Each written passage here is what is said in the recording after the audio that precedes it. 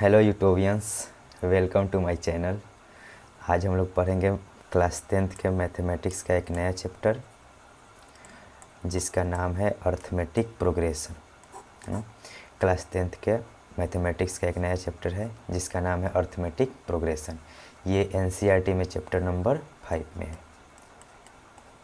NCERT का chapter number कौन सा है? 5। और इसको हिंदी में क्या बोलेंगे? समानांतर श्रेणियाँ। ठीक है, तो समानांतर श्रेणी के बारे में कुछ इंट्रोडक्शन, उसके बारे में जानकारी प्राप्त करेंगे और उसके बाद आगे एक्सरसाइज 5.1 करेंगे। ठीक है, अगर आपको ये वीडियो अच्छा लगे तो आप लाइक करें, सब्सक्राइब करें और शेयर करें। ठीक है, आगे देखते हैं। हम लोग पहले इंट्रोडक्शन के बारे में देखेंगे, समानांतर श्रेणी है क्या, उसके बारे में हम लोग चर्चा करेंगे।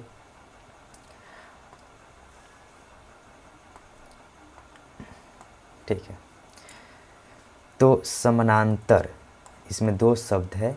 एक है समांतर यानी समान अंतर और दूसरा है श्रेणी। दूसरा क्या है? श्रेणी। अच्छा, कभी कभी इसको श्रेणी भी बोला जाता है। क्या बोला जाता है? श्रेणी। हालांकि श्रेणी और श्रेणी में थोड़ा सा स्लाइटली एक अंतर है ना। श्रेणी, जिसको हम लोग इंग्लिश में बोलते हैं सीरीज, जिसको इंग्लिश में बोलते हैं सीरीज, सीरीज और प्रोग्रेशन। ठीक है, सीरीज और प्रोग्रेशन में स्लाइटली अंतर है। सीरीज किसी भी चीज़ का सीरीज हो सकता है, जैसे मान लो कि ये ABCD का भी सीरीज हो गया, है ना, इस तरीके से। या किसी भी चीज़ का बड़े छोटे का बस अगर एक लाइन में है तो उसको हम लोग क्या बोलते हैं? सीरीज, है ना। जैसे अगर 10th क्लास का बात करें, फिजिक्स में पढ़े होंगे सब, तो ऐसे अगर रेजिस्टेंस होता है, चाहे ये कितना भी का रेजिस्टेंस हो, इसके साथ अगर किसी और रेजिस्टेंस को हम लोग ऐसे लगा दिए तो इसको क्या बोलते हैं? हम लोग सीरीज में बोलते हैं।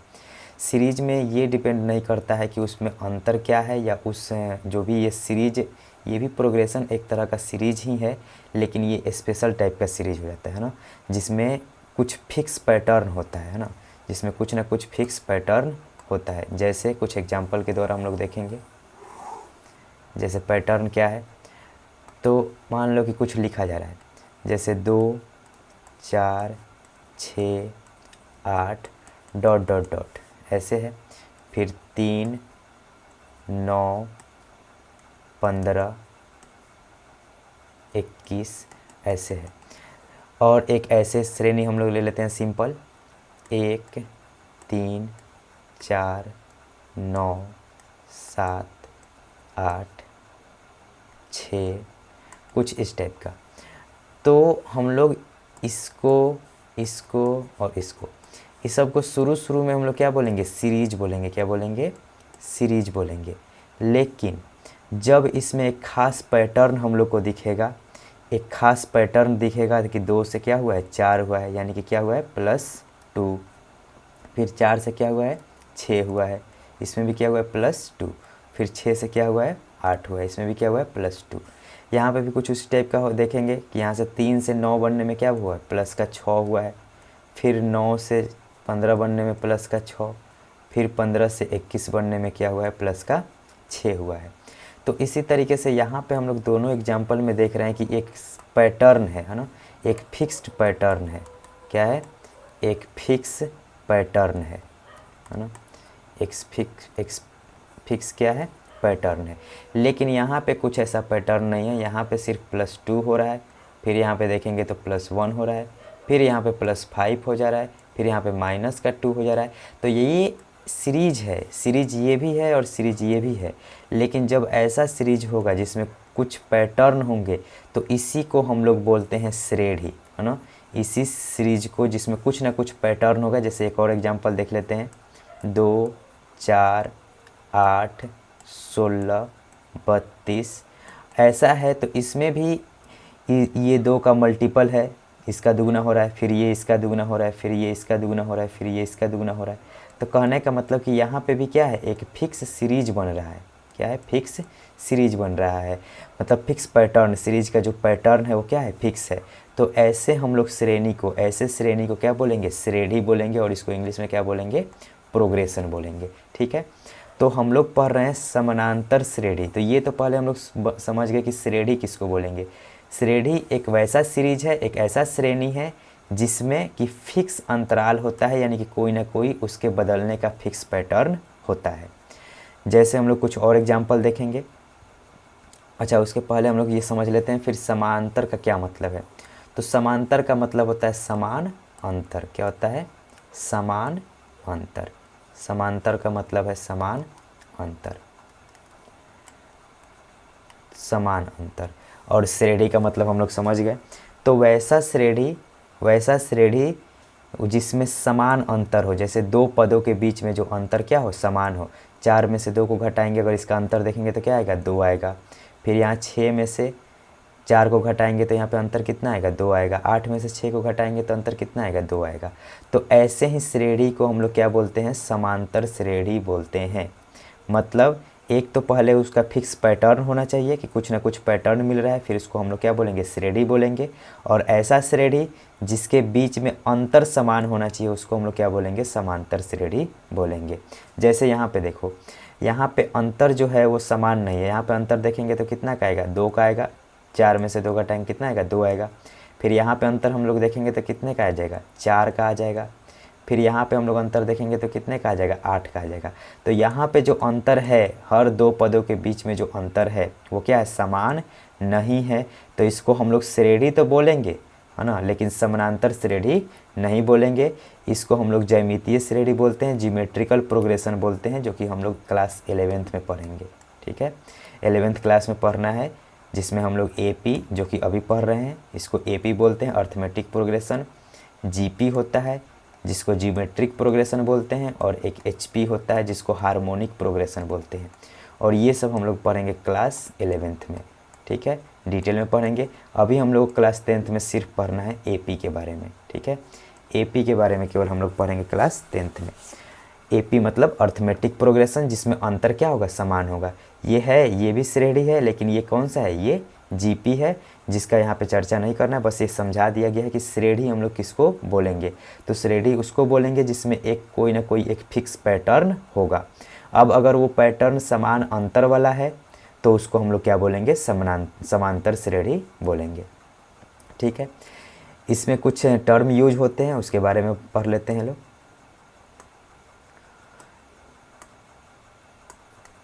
ठीक है, जब समांतर श्रेणी पढ़ते हैं तो उसमें कुछ टर्म होता है, जैसे मान लो कि यही है, ये एक श्रेणी हम लोग लिख लेते हैं 2 4 6 8 डॉट डॉट डॉट ऐसे करके, और यहाँ पे मान लो लिख लेते हैं 20 इस तरीके से।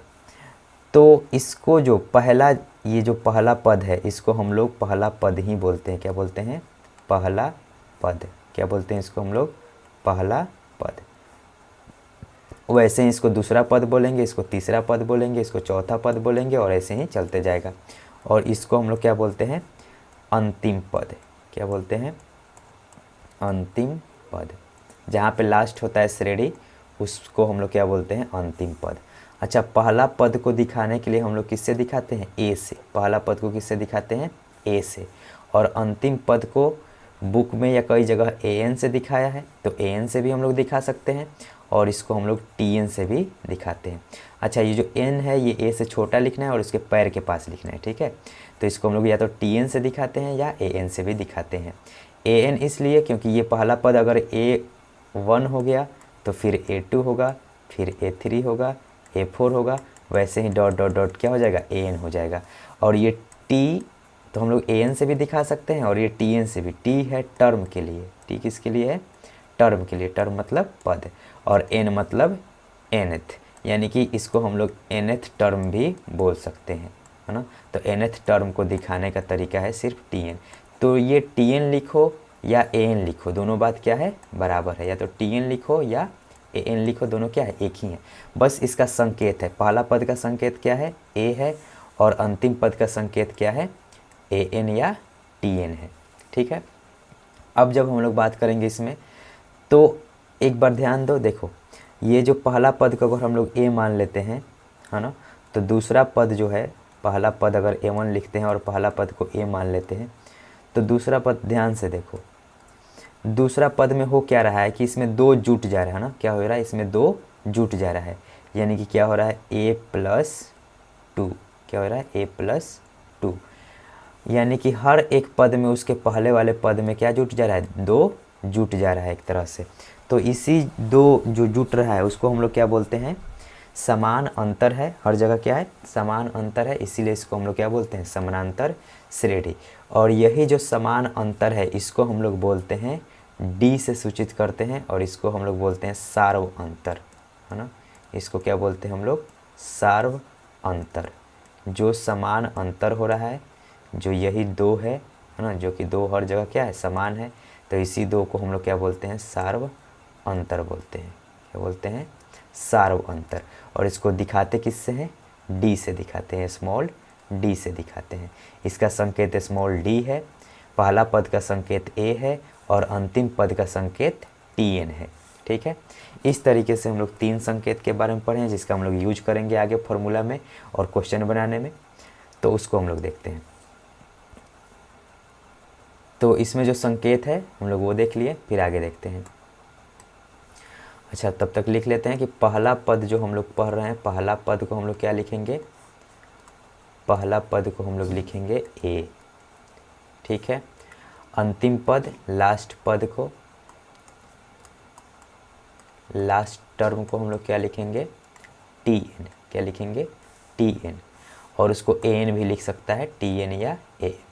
अच्छा, उसके बाद जो सार्व अंतर आएगा, सार्व अंतर, सार्व अंतर यानी कि सबका अंतर, सब में जो अंतर आएगा वो बराबर आएगा, तभी हम लोग क्या कहेंगे, उसको समानांतर श्रेणी बोलेंगे।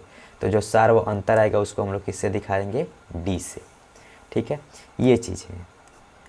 अब बात आता है, पहले पहचानना होता है कि ये कोई फलाना श्रेणी दे देगा और बोलेगा कि ये समानांतर श्रेणी है कि नहीं, वो पहचानिए, है ना।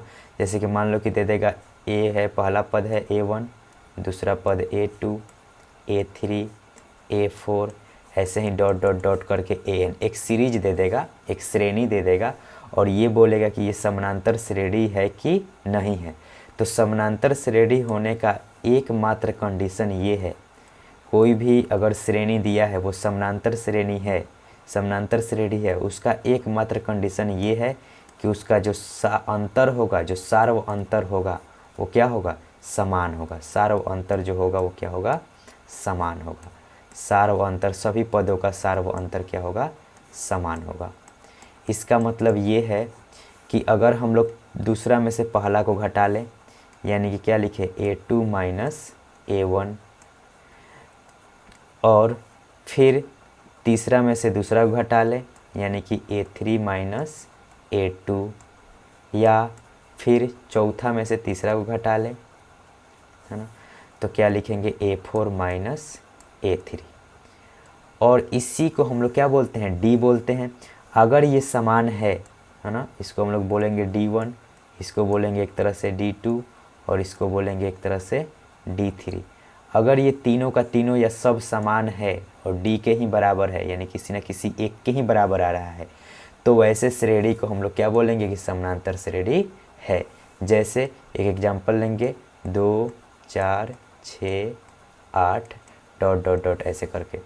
तो इसमें अगर हम लोग देखेंगे दूसरा पद माइनस पहला पद, है ना, जो सार्व अंतर का एक तरह से जो फार्मूला होता है, अगर लिखने के लिए देखा जाए तो सार्व अंतर का जो फार्मूला होगा वो क्या होगा, सार्व अंतर का फार्मूला होगा दूसरा पद माइनस पहला पद, दूसरा पद माइनस पहला पद। ठीक है, या तीसरा पद माइनस दूसरा पद, ऐसे ही हो सकता है, या चौथा पद माइनस तीसरा पद। यानी कि बस लगातार बड़े वाले में से छोटे वाले को घटा देंगे, यानी कि बाद वाले में से पहले वाले को घटा देंगे, तो वही क्या आ जाएगा, सार्व अंतर आ जाएगा। तो अगर यहाँ पे हम लोग देखें, इसी में हम लोग देखेंगे A2 - A1, तो A2 कितना है, 4, और A1 कितना है, 2।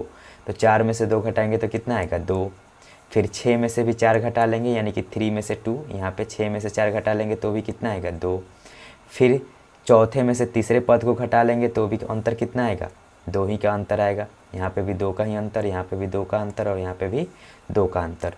तो इस तरीके से जब सभी का सभी अंतर समान आएगा तो ऐसे श्रेणी को हम लोग बोलेंगे कि ये श्रेणी क्या है, AP में है, या ये समानांतर श्रेणी है। ठीक है, तो इस तरीके से हम लोग पहचानेंगे। इस बात को एकदम ध्यान रखना है कि कोई भी श्रेणी समानांतर श्रेणी तभी होगी जब उसका दूसरा पद माइनस पहला पद और तीसरा पद माइनस दूसरा पद क्या होगा, बराबर होगा। यानी कि उसका सार और अंतर क्या होगा, हमेशा बराबर होना चाहिए। ठीक है, ये बात ध्यान रखने वाली थी। फिर आगे हम लोग देखते हैं। अब बात आता है कि अंतिम पद का, है ना। जैसे कि मान लेते हैं कि यहाँ पे है एक सीरीज दिया है 2 4 6 8 और ऐसे ही बढ़ते जा रहा है और हमसे पूछ रहा है कि 10वां पद क्या होगा, है ना। हमसे पूछ रहा है कि 10वां पद क्या होगा, है ना। इस श्रेणी का 10वां पद क्या होगा, कुछ इस तरीके से हमसे क्वेश्चन पूछ रहा है। तो इसको तो हम लोग बोलेंगे पहला पद। इसको क्या बोलेंगे, पहला पद, जो कि ए हो जाएगा।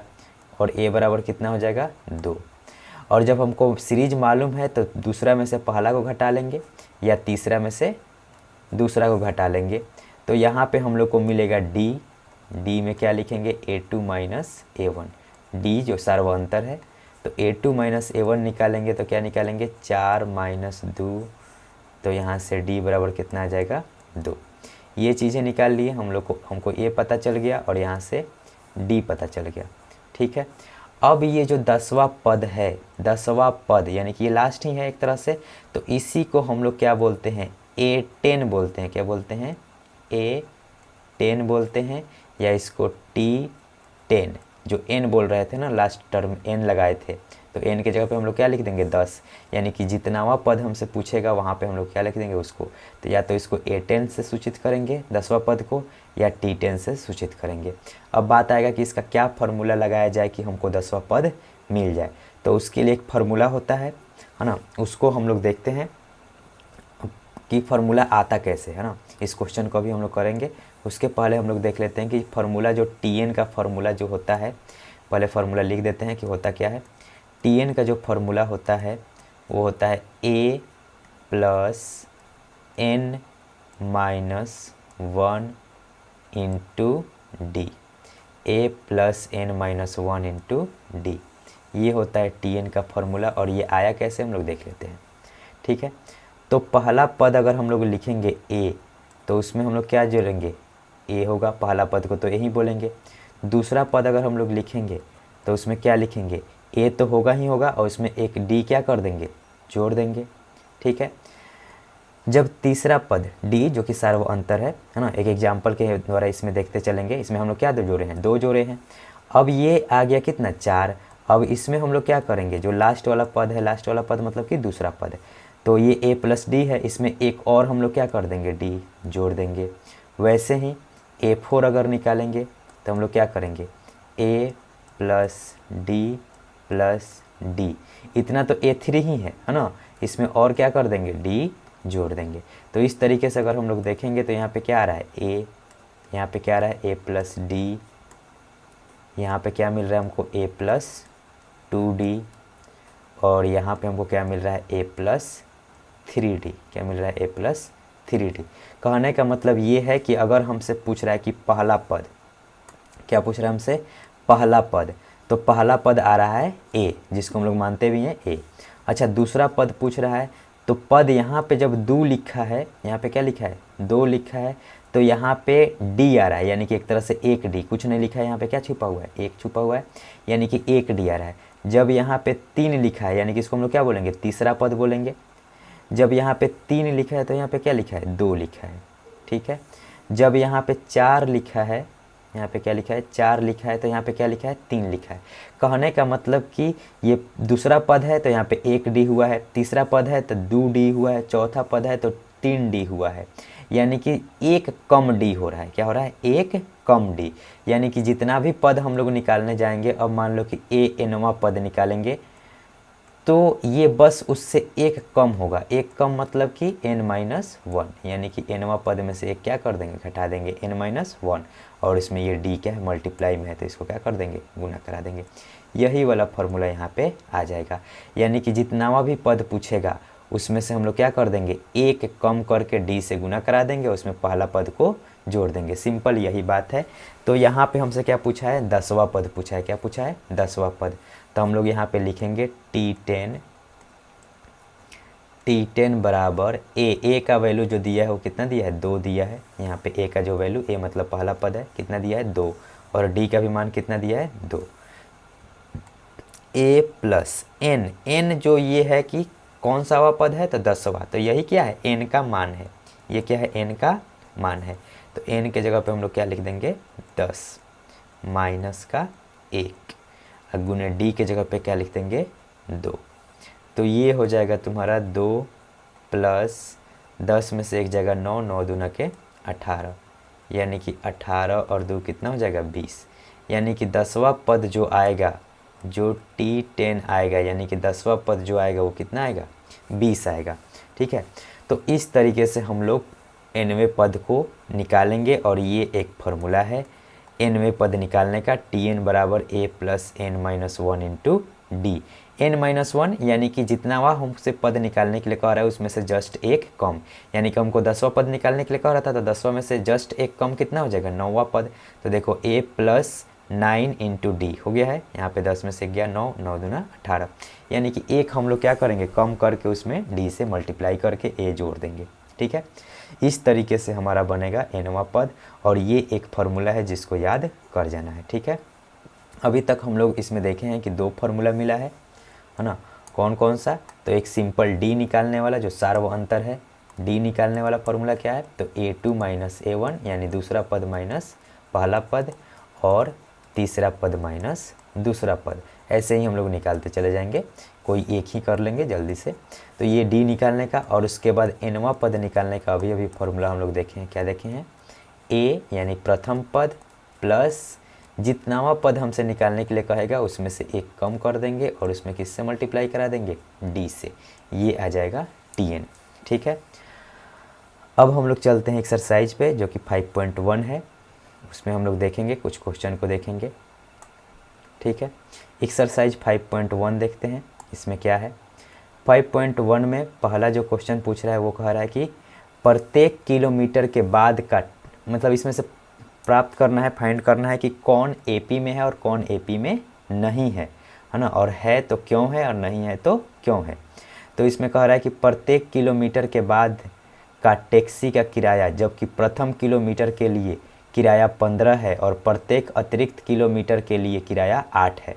तो यहाँ पे एक क्वेश्चन दिया है 5.1 का, जो पहला क्वेश्चन है, पहला का पहला है, वो जो क्वेश्चन है उसमें कह रहा है कि टैक्सी का जो किराया है ना, टैक्सी का जो किराया है, अगर उसमें हम लोग बैठ गए प्रथम 1 किलोमीटर के लिए, जब हम लोग प्रथम 1 किलोमीटर जा रहे हैं तो हम लोग को कितना रुपया देना पड़ रहा है, 15 रुपया देना पड़ रहा है। कितना रुपया देना पड़ रहा है, 15 रुपया। जब हम लोग 2 किलोमीटर जा रहे हैं तो अब हम लोग को अतिरिक्त किराया पर किलोमीटर के हिसाब से कितना रुपया देना पड़ रहा है, 8 रुपया। कितना रुपया देना पड़ रहा है, 8 रुपया।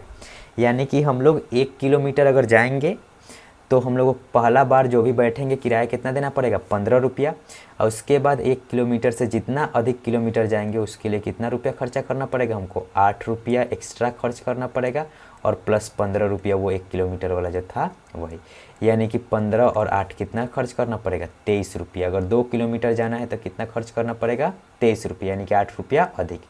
अब 3 किलोमीटर जाना है तो कितना खर्च करना पड़ेगा, तो 2 किलोमीटर के लिए कितना रुपया खर्च हुआ है, 23 रुपया, और उसमें और 1 किलोमीटर के लिए हम लोग क्या जोड़ देंगे, 8 रुपया और जोड़ लेंगे।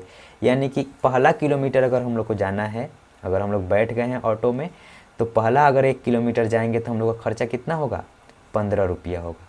अब कह रहा है कि हर 1 किलोमीटर के साथ 8-8 रुपया बढ़ते जा रहा है। कहने का मतलब कि अगर 2 किलोमीटर हम लोग दूरी जाएंगे तो 15-8 कितना हो जाएगा, 23 रुपया लगेगा। 3 किलोमीटर जाएंगे तो 23-8 कितना हो जाएगा, 31 रुपया लगेगा।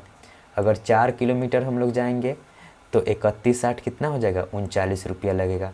इस तरीके से एक सीरीज बन रहा है, हर किलोमीटर हर बढ़ते किलोमीटर के साथ एक सीरीज बन रहा है, जो कि क्या है, 15, 23, 31, 39, ऐसे ही चलते जाएगा। ठीक है।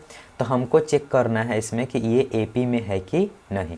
तो एपी में होने के लिए सबसे अच्छा उपाय, एक ही उपाय, वो क्या है कि हम लोग डी चेक कर लेंगे कि D1 बराबर D2 होना चाहिए।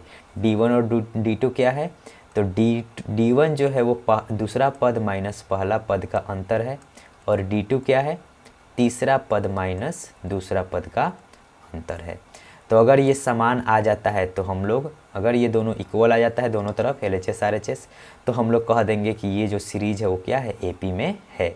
तो देख लेते हैं, A2 के जगह पे हम लोग क्या रखेंगे, 23 माइनस 15, A1 की जगह पे। A3 की जगह पे क्या रखेंगे, 31 माइनस 23। जब इसको हम लोग सॉल्व करेंगे तो इधर कितना आ जाएगा, 8, इधर भी कितना आ जाएगा, 8। यानी कि जैसे ही ये दोनों इक्वल हुआ वैसे ही हम लोग इसको कह देंगे कि ये AP में है, AP में है। ठीक है, तो इसी तरीके से हम लोग क्वेश्चन को सॉल्व करेंगे। जो कि हमसे पूछेगा कि ये AP में है या नहीं है, तो उसको हम लोग सॉल्व करने का यही तरीका है कि हम लोग क्या निकालेंगे, D निकाल लेंगे। क्या निकाल लेंगे, D1 और D2 निकाल लेंगे। अगर वो दोनों इक्वल हो गया तो उसको हम लोग बोलेंगे AP में है। ठीक है, नेक्स्ट क्वेश्चन देखते हैं। इसका दूसरा क्वेश्चन क्या है,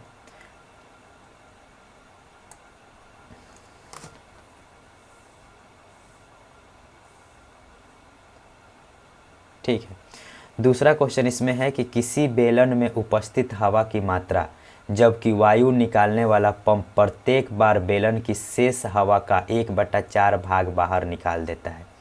मतलब एक बेलन है, एक सिलेंडर है गैस वाला, और उसमें हवा भरा हुआ है, और एक पंप है जो कि उसमें से हवा निकाल रहा है, और प्रत्येक बार उसमें से कितना बाहर हवा निकाल दे रहा है, तो जितना भी शेष हवा बच गया है, शेष हवा का जितना शेष हवा बचा है उसका 1/4 भाग निकाल दे रहा है। ठीक है, इसको पहले हम लोग ऐसे समझ लेते हैं क्वेश्चन को, उसके बाद हम लोग इसको बना देंगे कि इसमें क्या कह रहा है। ठीक है, तो देखते हैं, इसमें कह रहा है कि एक सिलेंडर है ना, एक सिलेंडर है और इसमें से हवा निकाला जा रहा है एक पंप द्वारा, है ना, पंप द्वारा हवा निकाला जा रहा है, और वो प्रत्येक बार जब हम लोग पंप मार रहे हैं तो हर बार 1/4 भाग हवा का निकल रहा है, जितना भी बच रहा है हवा उसका 1/4 भाग निकल जा रहा है। ठीक है, तो एक एग्जांपल के तौर पे हम लोग मान लेते हैं कि इसमें 64 लीटर मान लेते हैं, उसके बाद हम लोग समझ लेंगे इस क्वेश्चन को। 64 लीटर गैस भरा है ना, मान लेते हैं कितना लीटर गैस भरा है, 64 लीटर, और पहला बार हम लोग पंप कर रहे हैं तो उसमें से कितना गैस निकल जा रहा है, 1/4 भाग, हर बार कितना निकल रहा है, 1/4 भाग। तो कहने का मतलब ये है कि अगर 4 से इसको सॉल्व करेंगे, काटेंगे तो कितना आ जाएगा, 16, यानी कि 16 लीटर गैस निकल गया है। 16 लीटर गैस क्या हो गया है, निकल गया है। 16 लीटर गैस क्या हो गया है, निकल गया है। तो अब शेष कितना बचा, तो पहले 64 लीटर था, उसमें से 16 लीटर घटा लेंगे तो कितना बचेगा, 48 लीटर। कितना बचेगा, 48 लीटर। अब फिर से अगर पंप करेंगे तो उसका अब जो बच गया है, जो शेष बचा है, उसका 1/4 भाग निकल जा रहा है। तो अगर इसका 1/4 भाग निकालेंगे तो ये कितना बच जाएगा, 12, 12 चौक 48, यानी कि अब की कितना हवा निकल गया, तो 12 लीटर हवा निकल गया, 12 लीटर हवा निकल गया। तो शेष कितना बचेगा, पहला बार में शेष क्या बचा था, तो पहला बार में शेष बचा था, टोटल 64 था और निकला कितना था, 16, तो शेष कितना बचा था, 48। अब अगर शेष की बात किया जाएगा कि शेष कितना बचेगा, तो था कितना, 48, निकला कितना है, 12। तो इसको जब हम लोग सॉल्व करेंगे तो ये कितना बन जाएगा, 8 में से 2 जाएगा 6, और 4 में से 1 जाएगा 3, यानी कि 36 लीटर अब बच गया है। अब फिर 36 का अगर 1/4 भाग निकालेंगे, क्योंकि हर बार जितना बार हम लोग पंप कर रहे हैं उतना बार कितना निकल रहा है, 1/4 भाग हवा निकल रहा है।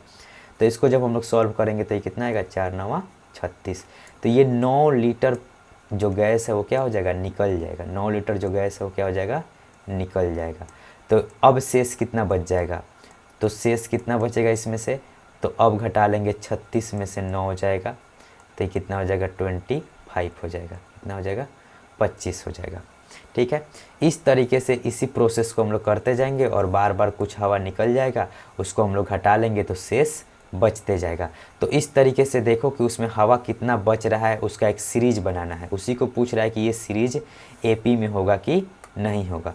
तो एक सीरीज देख रहे हैं हम लोग कि पहला बार में हवा कितना था सिलेंडर में, 64 लीटर, फिर दूसरा बार में हवा कितना रह गया, 48 लीटर, फिर तीसरा बार में कितना रह गया, 36 लीटर, फिर कितना रह गया 25 लीटर, और ऐसे ही होते चला जाएगा। तो हम लोग देख लेते हैं कि ये एपी में है या नहीं है। तो एक बार 48 में से 64 को घटाएंगे, 48 में से 64 को घटाएंगे तो कितना आएगा 16 आएगा। कितना आएगा 16, माइनस का 16। और 36 में से 48 को घटाएंगे तो क्या आएगा माइनस का 12 आएगा। तो जब हम लोग D1 और D2 निकालेंगे, D1 बराबर D2 ऐसे करके, A2 माइनस A1 और यहाँ पे A3 माइनस A2, तो क्या ये बराबर है 48 में से 64 को घटाएंगे और फिर यहाँ पे 36 में से 48 को घटाएंगे। तो जब 48 में से 64 को घटाएंगे तो यहाँ पे हमारे पास आएगा माइनस का 16, जबकि यहाँ पे आएगा माइनस का 12। तो क्या ये बराबर है? नहीं बराबर है। तो ये जो सीरीज है वो एपी में नहीं है, एपी में नहीं है, एपी में नहीं है। अब ये तो था हम लोग जब एग्जाम्पल ले लिए हैं कि 64 लीटर अपने से मान लिए हैं तब का बात था। अगर हम लोग 64 लीटर नहीं मानते, हालांकि ऐसे भी अगर सॉल्व करेंगे तो ये कोई गलत नहीं है, लेकिन अगर 64 लीटर नहीं मानेंगे, सिर्फ एल लीटर मानेंगे, एल लीटर, तो उस समय हम लोग इसको कैसे सॉल्व करेंगे तो उसको देख लेते हैं। ठीक है, चलो क्वेश्चन दिया है कि एक सिलेंडर है, उसमें एल लीटर गैस भरा हुआ है और हर बार जब पंप किया जा रहा है तो 1/4 भाग, बचे हुए का 1/4 भाग हवा जो हो रहा है, क्या हो रहा है, निकल जा रहा है। तो हम लोग देखते हैं कि पहला बार जब हम लोग पंप मारेंगे या पंप करेंगे, पहला बार पंप करेंगे, तो पहला बार जब पंप करेंगे तो L का 1/4 भाग, L का 1/4 भाग यानी कि L बटा में 4, इतना भाग क्या हो जाएगा, बाहर निकल जाएगा, हवा इतना भाग बाहर निकल जाएगा। तो शेष कितना बचेगा सिलेंडर में, तो शेष कितना बचेगा, तो L था पहले, निकल कितना गया, L बटा में 4। जब इसको हम लोग सॉल्व करेंगे तो कितना आ जाएगा, 3L बटा में 4। ठीक है, 4L में से 1L जाएगा तो 3L बटा में 4, यानी कि अब बच गया 3L बटा में 4। अब जब दूसरा बार हम लोग पंप करेंगे, है ना, दूसरा बार जब हम लोग पंप करेंगे तो क्या कहा है कि हर बार 1/4 भाग निकल जाता है बचे हुए का, शेष का। तो अब हमारे पास शेष कितना बचा है, 3L बटा में 4, और इसका 1/4 फिर से निकल जाएगा। तो ये जो आ जाएगा वो कितना आ जाएगा, 3L बटा में 16, यानी कि इतना भाग निकल जाएगा। तो शेष कितना बचेगा, तो शेष पहले था कितना, तो 3L बटा में 4 था, कितना था, 3L बटा में 4, माइनस इसमें से घटा देंगे हम लोग 3L बटा में 16। जब हम लोग इसको सॉल्व करेंगे तो ये आ जाएगा, एलसीएम इसका लेंगे तो कितना आ जाएगा 16, और यहाँ पे 4 3 12, 3 3 के 9L माइनस का 3L बराबर हो जाएगा 6L बटा में 16। इसको जब और सॉल्व करेंगे तो ये आ जाएगा 3L बटा में 8। कितना आ जाएगा, 3L बटा में 8।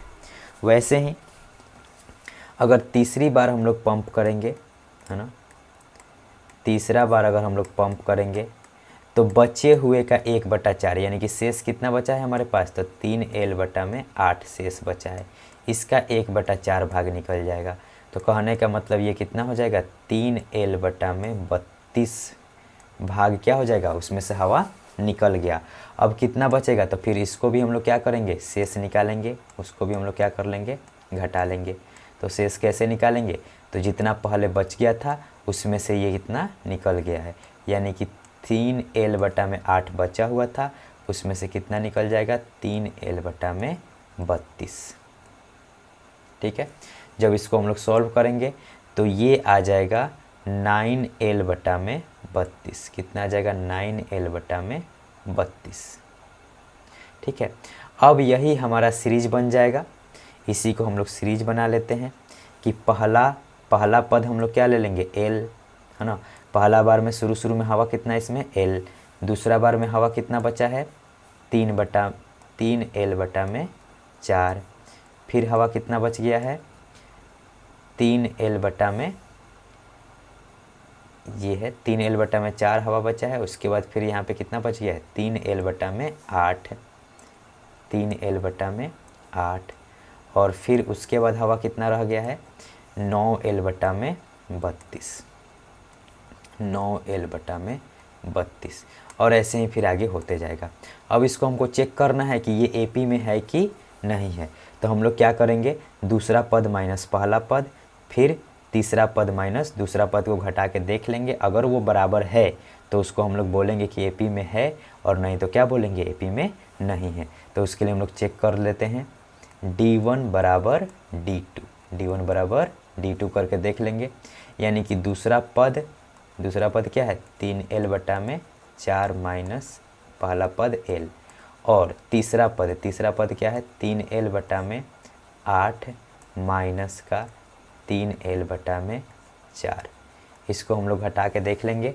उसके बाद चेक कर लेंगे कि इसमें क्या हो रहा है।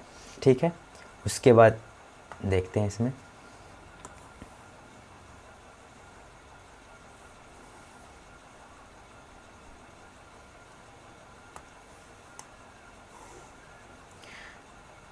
ठीक है। तो इसको जब घटाएंगे यहाँ पे तो ये हो जाएगा 4L माइनस का 3L। तो यहाँ पे माइनस का L/में, इसको सॉल्व कर लेना सब अपने से, माइनस का L/में 4 आ जाएगा। जब इधर हम लोग सॉल्व करेंगे एलसीएम ले लेंगे तो कितना हो जाएगा 8, एलसीएम लेंगे तो कितना हो जाएगा 8, और यहाँ पे कर देंगे तो कितना हो जाएगा 2 3 6, 6 में से 3 जाएगा 3, माइनस का 3L/में 8 आएगा। कितना आएगा माइनस का 3L/में 8।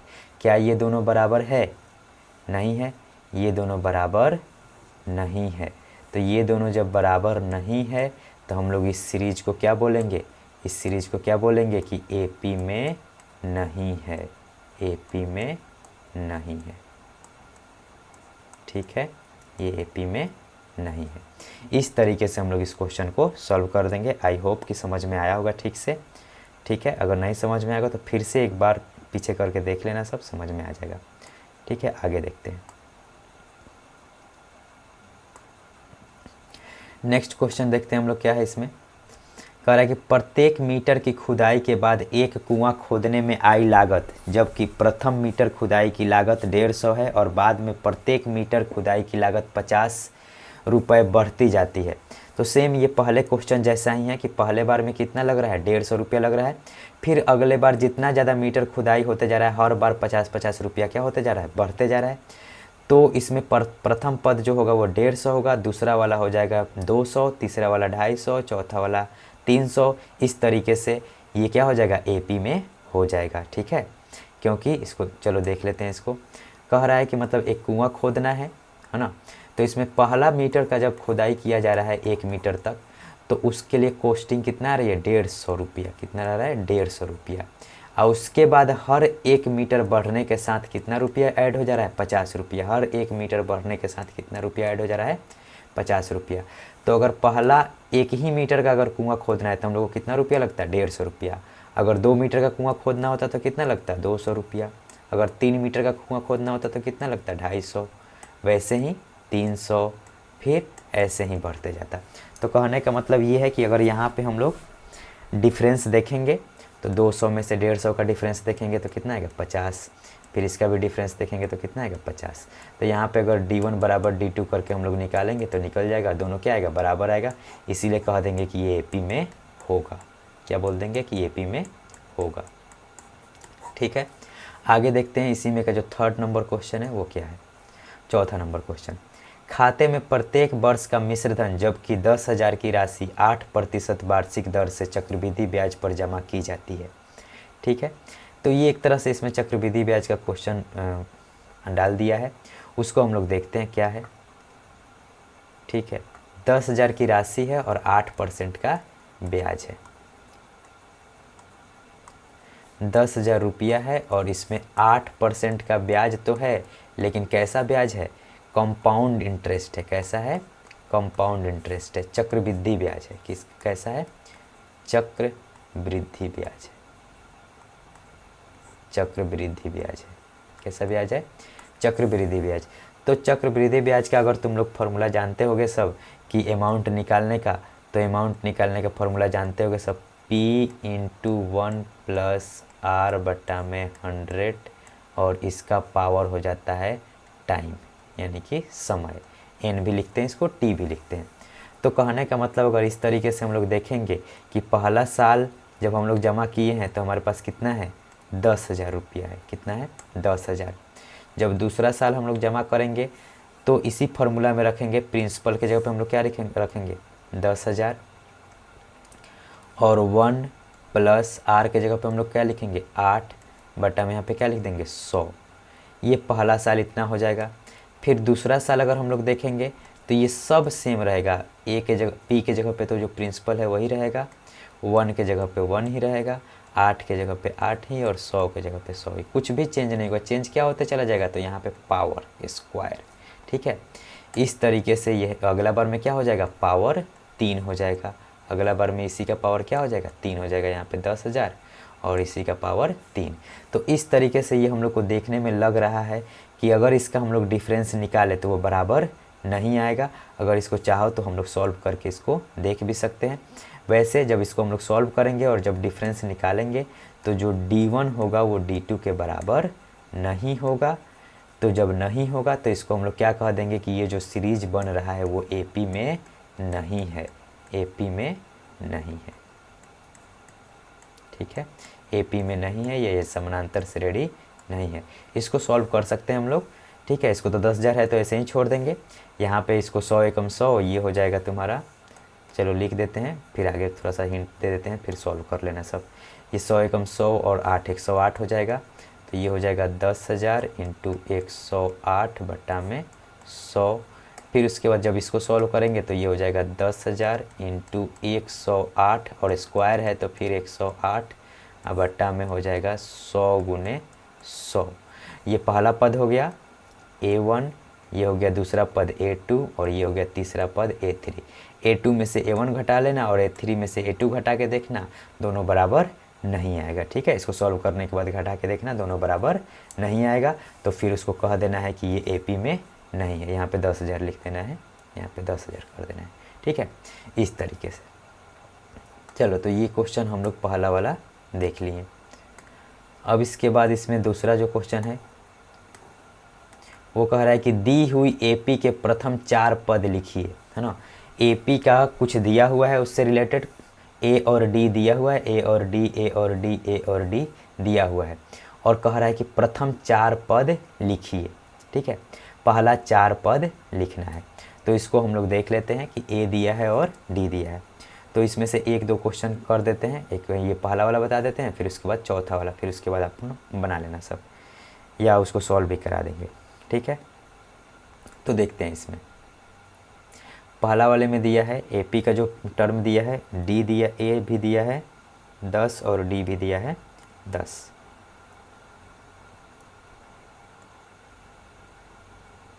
ठीक है, क्वेश्चन मिल गया।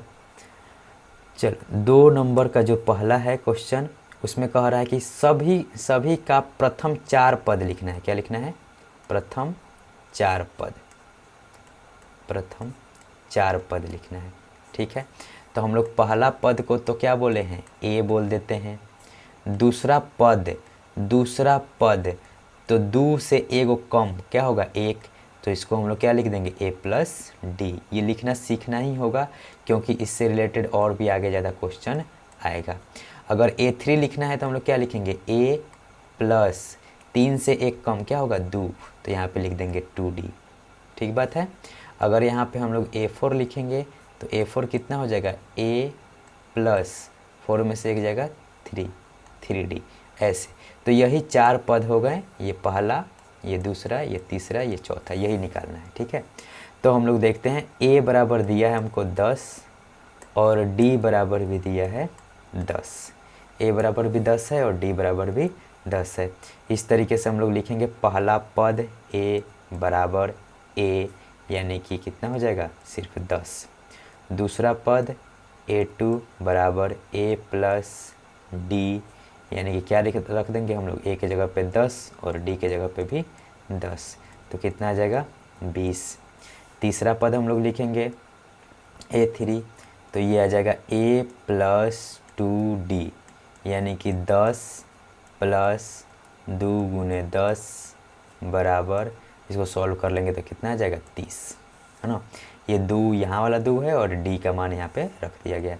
वैसे ही चौथा पद हम लोग निकालेंगे तो क्या लिख देंगे यहाँ पे a प्लस 3d, क्या लिखेंगे a प्लस 3d। तो यहाँ पे हो जाएगा a के जगह पे 10 प्लस 3 गुने 10, तो यहाँ पे इसको सॉल्व करेंगे तो कितना आ जाएगा 40। तो इस तरीके से जो पहला वाला क्वेश्चन दिया है जिसमें a भी दिया है 10 और d भी दिया है 10, उसका आंसर क्या हो जाएगा, पहला पद 10, दूसरा 20, तीसरा 30, चौथा 40। यही 4 पद लिखने के लिए बोला है, और भी इसके पद होते जाएंगे लेकिन सिर्फ 4 ही, प्रथम 4 पद ही लिखने के लिए बोला है। तो यही इसका क्या हो जाएगा आंसर।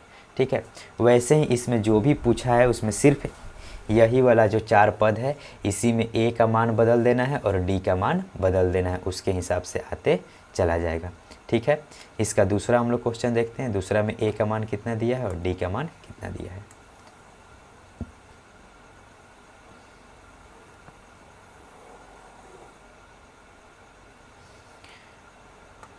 ठीक है, दूसरा क्वेश्चन देखते हैं। दूसरा क्वेश्चन में है a बराबर -2 और d बराबर 0। a बराबर दिया है -2 और d बराबर दिया है 0।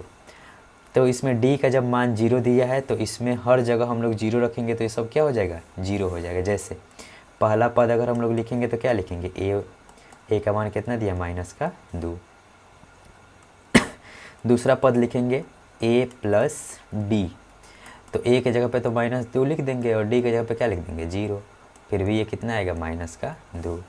फिर वैसे ही तीसरा पद भी निकालेंगे तो a प्लस 2d, a के जगह पे तो -2 लिख देंगे लेकिन जैसे ही 2 गुने d का मान 0 करेंगे ये भी कितना हो जाएगा 0, यानी कि क्या हो जाएगा -2।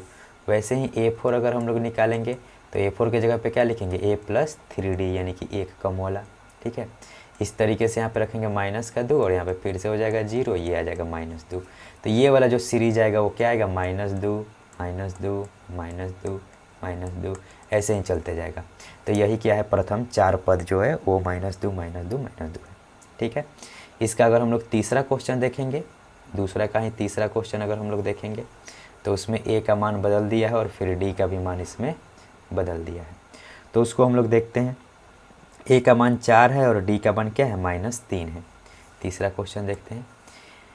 तीसरा क्वेश्चन में दिया है a का जो मान दे दिया है वो 4 है और d का जो मान दे दिया है वो कितना है -3 है। ध्यान रखना है -3 है।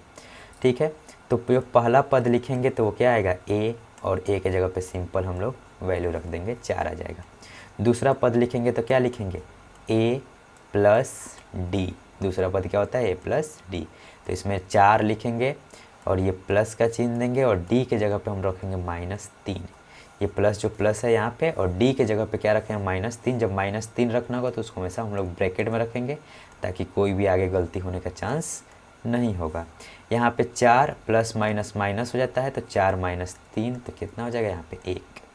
ठीक है, ब्रैकेट का मतलब मल्टीप्लाई होता है, प्लस गुने माइनस क्या हो जाएगा माइनस।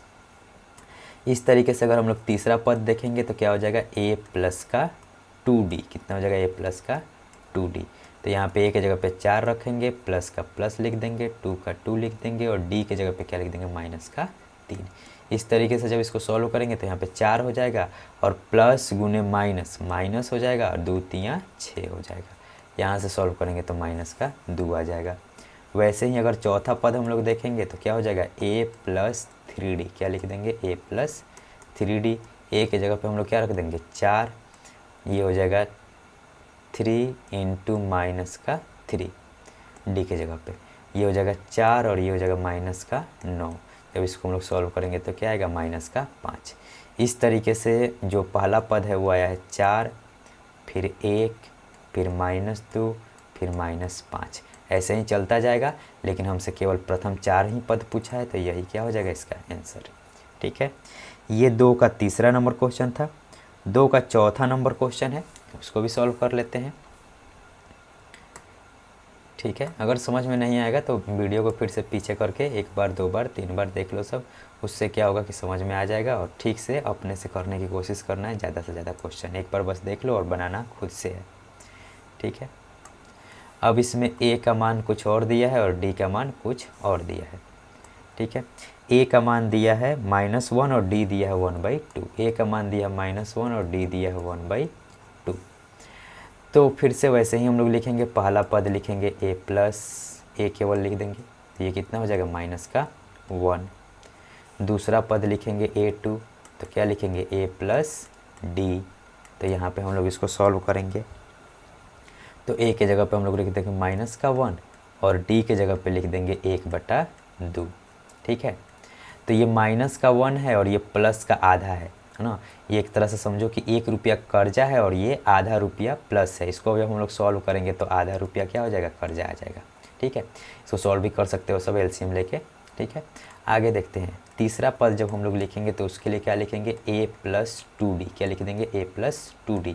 तो a के जगह पे हम लोग रखेंगे -1 प्लस 2 है और d के जगह पे रख देंगे 1/2। ये 2 से ये 2 क्या हो जाएगा, कैंसिल हो जाएगा, है ना। इस वाले 2 से ये वाला 2 कट जाएगा, बचेगा क्या, 1। तो यहाँ पे -1 और यहाँ पे +1, तो ये मिलके क्या हो जाएगा, 0। इस तरीके से अगर हम लोग a4 निकालेंगे तो a4 कितना आ जाएगा, a प्लस का 3d। तो a के जगह पे हम लोग रख देंगे -1 प्लस का 3 इंटू d के जगह पे रख देंगे 1/2। जब इसको सॉल्व करेंगे तो ये -1 प्लस का 3/2 आ जाएगा। 3/2 का मतलब होता है 1.5। यहाँ पे 1.5 रुपया है और इसमें से 1 रुपया को क्या कर देना है, घटा देना है। तो 1.5 रुपया में से 1 रुपया घटेगा तो कितना रुपया बढ़ जाएगा, 8 आना, यानी कि आधा रुपया। तो इस तरीके से इसका जो टर्म आ रहा है, पहला आया है -1 ये वाला, दूसरा ये है, तीसरा ये है, चौथा ये है। -1 फिर -1/2 फिर 0 और फिर 1/2। यही इसका 4 पद हो जाएगा और यही क्या हो जाएगा, इसका आंसर हो जाएगा। ठीक है, तो ये दूसरे का चौथा नंबर था। हाँ, ये दूसरा कौन सा था, चौथा नंबर था। ठीक है, अब दूसरे का हम लोग 5वां नंबर देखते हैं। उसमें क्या है, इसमें पॉइंट में दिया है, डरने की बात नहीं, इसको सॉल्व करोगे सब तो सॉल्व हो जाएगा, अब कोई भी दिक्कत नहीं है। ठीक है, इसको हम लोग सॉल्व करते हैं लोग।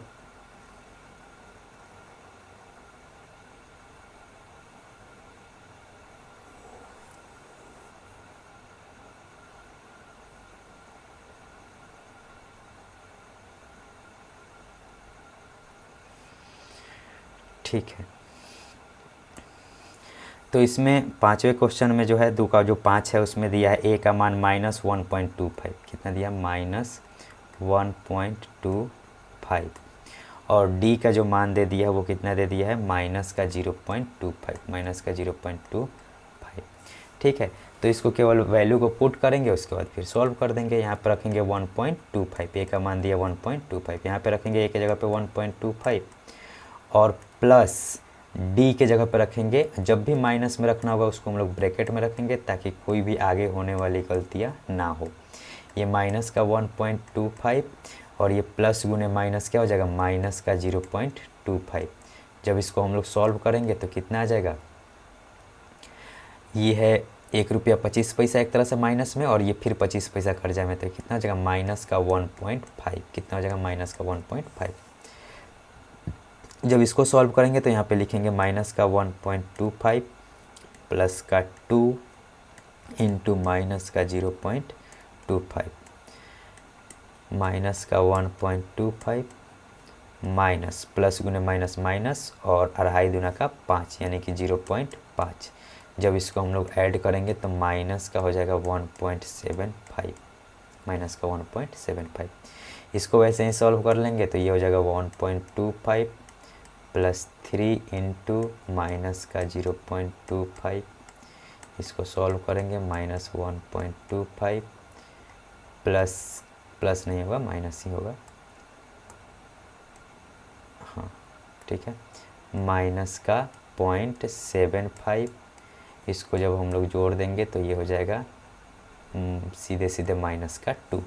तो ये जो श्रेणी हम लोग का मिल रहा है वो क्या मिल रहा है, तो पहला पद है -1.25, दूसरा पद है -1.5, तीसरा है -1.75 और चौथा है माइनस का 2। यही क्या हो जाएगा, इसका आंसर हो जाएगा। ठीक है, तो इस तरीके से ये दिया है। अब इसका जो 3 नंबर क्वेश्चन इसमें जो दे रखा है, जो यहाँ पे क्वेश्चन नंबर 3 में जो दे रखा है यहाँ पे, तो इसमें अब की बार सीरीज दे दिया है। इसमें क्या दिया था, ए और डी का वैल्यू दिया था और सीरीज पूछ रहा था। इसमें क्या दिया है, अब की बार सीरीज ही दे दिया है और ए और डी का वैल्यू पूछ रहा है। सिंपल सीरीज दे दिया है, पहला पद, दूसरा, तीसरा, चौथा पद, और ए और डी का वैल्यू हमसे पूछ रहा है। ठीक है, तो ये सबसे आसान क्वेश्चन है, इसको हम लोग देख लेते हैं।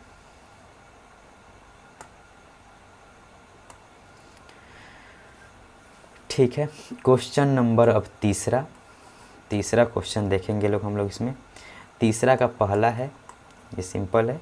तीसरा का पहला है, दिया है 3, 1, -1 और -3, और इसमें पूछ रहा है ए। तो ए तो सिंपल है, पहला पद को ही हम लोग क्या बोलते हैं, तो पहला पद कितना हो जाएगा, 3। तो ए भी यहाँ पे क्या आ जाएगा, 3। अच्छा, डी जब निकालना है तो डी निकालने के लिए दूसरा पद माइनस पहला पद, तो दूसरा पद यहाँ पे क्या है, 1। चलो लिख देते हैं, क्या लिखेंगे, दूसरा पद माइनस पहला पद। तो दूसरा पद क्या है यहाँ पे, 1, माइनस पहला पद क्या है, 3। तो 1 में से 3 जाएगा, क्या हो जाएगा, -2। यानी कि पहला वाला का जो आंसर आएगा, ए बराबर आ जाएगा 3 और डी बराबर आ जाएगा -2। यही इसका हो जाएगा आंसर। इसमें जो दूसरा क्वेश्चन दिया है उसका जो सीरीज दिया है वो क्या दिया है, वो दिया है -5, -1, -3 नहीं, सिर्फ 3 है, और उसके बाद दिया है 5 नहीं 7। ठीक है, तो इसमें हम लोग पहला पद देखेंगे तो क्या हो जाएगा, -5, और जब हम लोग डी देखेंगे तो डी क्या देखेंगे, a2 - a1, यानी कि a2 के जगह पे क्या दिया है, -1। पहला पद के जगह पे दिया है -1, और ये फार्मूला में माइनस होता है जो लिखे हैं, और यहाँ पे माइनस में पहले से दिया है 5, ये लिखे हैं। बात समझ में आ रहा है। अगर यहाँ पे हम लोग फार्मूला लिखते तो क्या लिखते, a2 माइनस का a1, तो a2 के जगह पे तो -1 दिया है तो -1 रख दिए। ये फार्मूला वाला माइनस है ना, ये कौन सा माइनस है, फार्मूला वाला। उसके बाद a1 के जगह पे -5 रखना है, तो उसको हम लोग ब्रैकेट में ही -5 रखेंगे ताकि कोई भी आने वाली गलती ना हो। ये -1 है और ये माइनस गुने माइनस क्या हो जाएगा, +5। जब इसको हम लोग सॉल्व कर लेंगे तो ये क्या आ जाएगा, +4। इस तरीके से इस क्वेश्चन का जो a बराबर हो जाएगा 2 और d बराबर नहीं, a बराबर -5 है, 2 नहीं है, a बराबर क्या है, -5 और d बराबर क्या आ जाएगा, 4। इसका ये आंसर हो जाएगा, 2 नंबर का आंसर ये हो जाएगा। वैसे ही इसमें तीसरा क्वेश्चन है और वैसे ही चौथा क्वेश्चन है, सिंपल है, उसको सॉल्व कर लेना है।